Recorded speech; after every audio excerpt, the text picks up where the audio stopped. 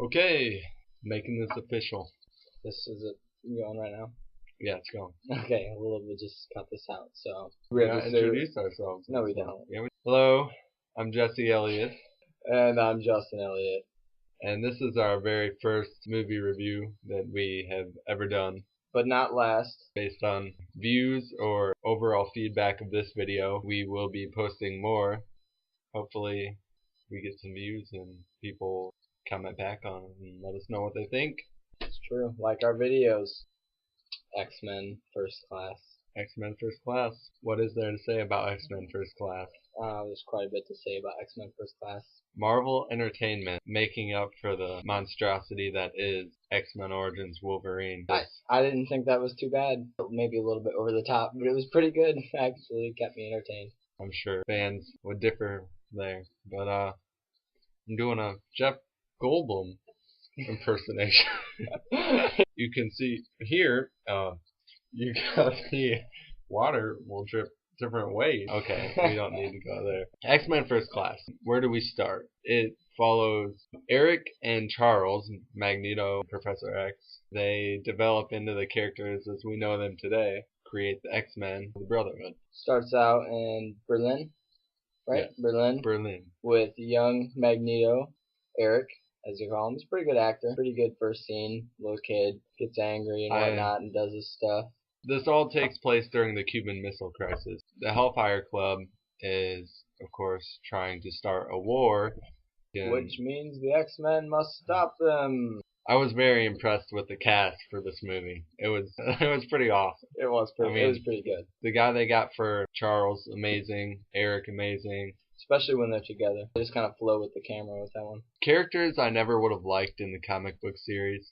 Banshee were like my favorites in this one. Pretty cool. Pretty good. They finally got Havoc in there, some of the classics. I know they weren't initially the Hellfire Club.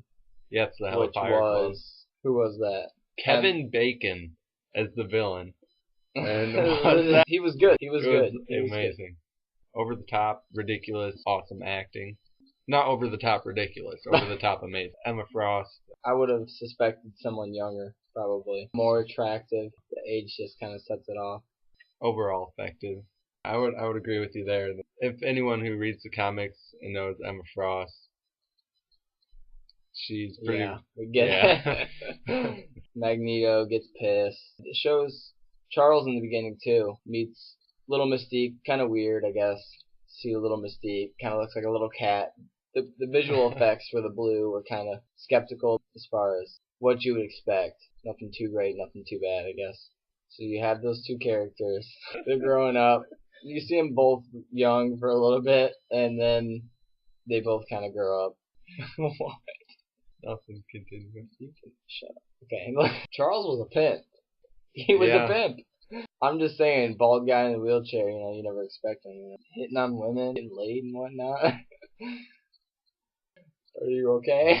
I was going to say, technically, I don't believe he ever got laid, but... Oh, he did. Just not with the other lady. Who, in this story, they just kind of threw in there or something. I can't say for sure if she was actually in the comics or not, or created for the movie. So you're prepared.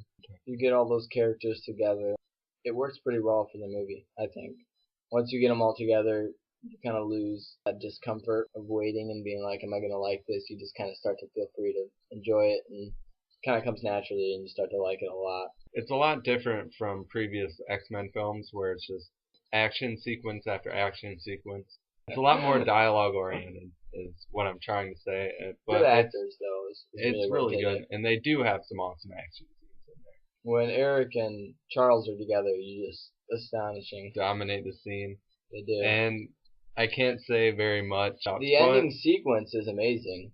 Yeah, we don't want to spoil anything. I will say someone does make a cameo appearance in the movie, and it is amazing. It's pretty funny. It's one of the highlights of the film. It doesn't take over the film, but it definitely adds to it.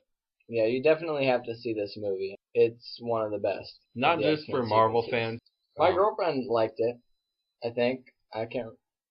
Yeah, I'm pretty sure she watched it, and I think she liked it. Even if you're not a big Marvel fan, you don't read the comics, if you watch this movie, you'll most likely like it. It's pretty good. One thing, I do have I don't even know how to describe this feeling that I want to like bash the creators in the head, but fucking can't probably say that. But Iceman is not in this film. And for those of you like me, Iceman was awesome in the comic books, and he was one of the first X-Men. And then First Class, naturally I was like, okay, Iceman, back in action, and he just kind of wasn't there. So that was one bad thing about this movie. I think that Iceman should have been in there. But they kind of screwed it up with the X-Men 1, 2, and 3. Yeah. Apparently when they made the original X-Men, they didn't think they were going to go very far. Made Bobby look like a chump. Yeah, well now they're like, oh, we're making all these movies and maybe we shouldn't have screwed it up in the first place. But maybe it'll be like Spider-Man. They'll just redo it. At least they didn't screw up any characters like Gambit or Deadpool. Gambit screws up himself.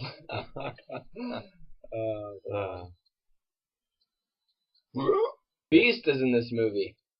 And it's pretty Beast. Your first reaction when you see Beast as Beast, you're going to want to laugh, but you get over it. I mean, he does kind of look like some sort of fuzzball thing. He looks like a beast, though. You can't get too close to Beast without making him a beast. Instant classic! There were some lame characters in this movie. I guess they're appealing to women. What's her face with the fucking tattoo and she's got the wings on her back. I just didn't really care for her. Stupid lame powers like that. But overall, the cast is pretty good. Well, I was thinking, like, how come she gets two powers? She can fly and shoot fireballs? Yeah. And, like, what kind of an odd combination is that? It looks cool visually. Nightcrawler's father? No spoilers. Is in this movie. It's not a spoiler. He's in the Hellfire Club. It's not a spoiler. He's in it from the beginning. But it's pretty cool. I meant that he's Nightcrawler's dad. Oh. They're not nerds. Anyway. The picture in this movie is pretty good. If you watch it on an HD TV or high def or Blu-ray or anything like that, I'm pretty sure that you will be impressed. Oh, with the part where Magneto controls all the missiles, that part's really cool. Yeah. Spoiler. Spoiler, dude. How not? It's only a spoiler if it ruins something in the movie. They're like, we're gonna shoot missiles off. Oh wait, this guy's like, he holds all the missiles back.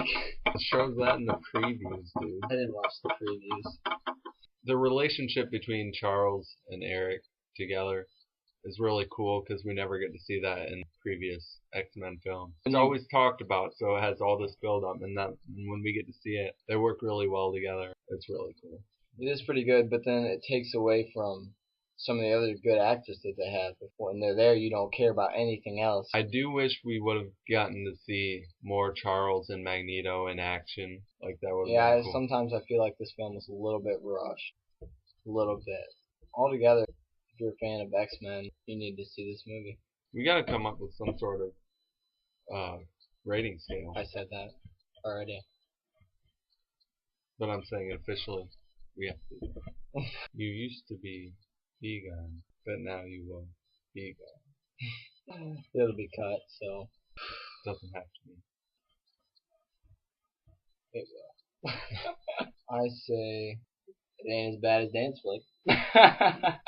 Oh god! You actually wore your Marvel T-shirt today. Yes, my Marvel T-shirt here. Yep, got some familiar faces on there. Havoc's in this movie. He's pretty good. I do like, in the opening sequence of the film, it corresponds with the opening sequence in the original X-Men, which is really cool. It starts out with Magneto during the Holocaust. He's being taken away. But it takes it a little further than the original X-Men film. We get to see what happens after that, what happens to Magneto. For those of you who actually cared. Traumatizing. If they're watching the review, I assume they can. West Berlin, I'm just joking. We get to see what's so traumatizing to Magneto. Other than just being Magneto. Where he becomes the person that he is today. Or the loving, and the not so distant future of Magneto. So if you have any movies you'd like us to review, or shows, we're open to basically anything. Put your suggestions and most likely we'll do it. I do own over 450 different movies, so long as it's not like The Notebook. There's a good chance I've seen it. I've even seen The Notebook. I have so. seen The Notebook. Probably not going to review it. We won't watch Dance Flick. You know what? We might review Dance Flick. No, we won't. There was that one funny part in there. The part where I shut it off. Just don't get me started on Meet the Spartans. We need a rating scale that we're going to stick with. How about we just give you 1 through 10 rating? You guys let us know what kind of rating scale you want. Or if we should just stick with 1 through 10. Fuck what they want. We're just going to stick with 1 through 10. Nobody's going to watch this. I'm going to go with an 8. 8? Yeah. I would... It was really good. I loved the movie. I loved the characters. I loved the plot. I loved the visuals. It didn't really awe me. I mean, it was cool. I loved it. But not enough for it to be, like, considered one of my... Well said, well said. I'd give it a 7. A 7. Solid 7 for me. Because, you know, you gotta see it. But some people, I guess, might not be into it. You know, it's an Xmen movie, so... Give or take, I'd say a 7. Buy it, check it out, rent it. He doesn't like it as much as me. He Pretty wouldn't. good. All right, we're out. This is Wallet, and that's Grummet. Wallace and Grummet signing out. I would have to say, if we were those characters, Justin would definitely be Magneto. I'm more Charles Xavier. Without the women. Yeah, he's just the evil, douchey side. Like our videos, comment on our videos. If you let think us we know. suck, tell us. Yes. Oh shit. Let's wrap this up.